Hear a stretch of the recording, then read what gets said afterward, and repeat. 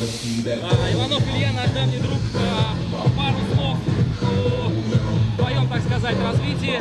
Что у тебя нового, какие достижения, чем живешь? Вот реально только после травмы очнулся, недавно покатался, вот меня позвали сюда, приехал. Что, не слышно, да? Слышно, слышно. Пойдем дальше. Это Михаил. Он... Шо? Куда идем-то? Представьте, пожалуйста. Представьте, пожалуйста. Хохлов Алексей, лицо команды 100борцов 69. Илюх, как чай? Как чай, как настроение, как атмосфера? Очень хорошо все. Да, и пироженки идут. Пойдем дальше?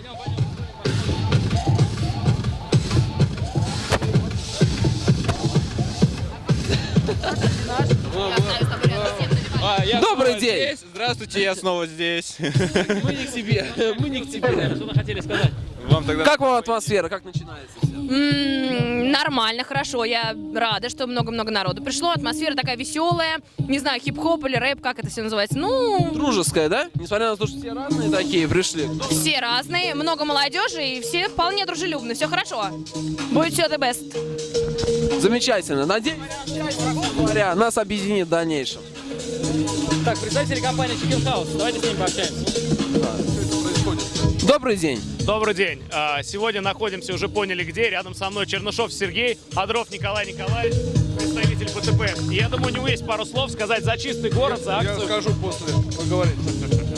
Мы, конечно же, от лица Chicken House всегда поддерживаем такие акции и считаем, что чистый город должен быть. Но этот человек о чистоте города знает гораздо больше и может вам что-нибудь посоветовать, а также зрителям вашего канала.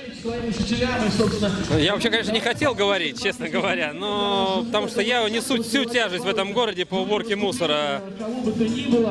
Просто тяжело в том... Верим вам. Тут действительно тяжело бывает. Нужна помощь, небольшая помощь. Помощь в том только, чтобы не кидай мимо. Не жги контейнер. Каждый контейнер стоит денег. Если ты сжигаешь мусор в контейнере, думаешь, ты помогаешь, тем самым очищаешь его. Нет. 2-3 пожара контейнера нету.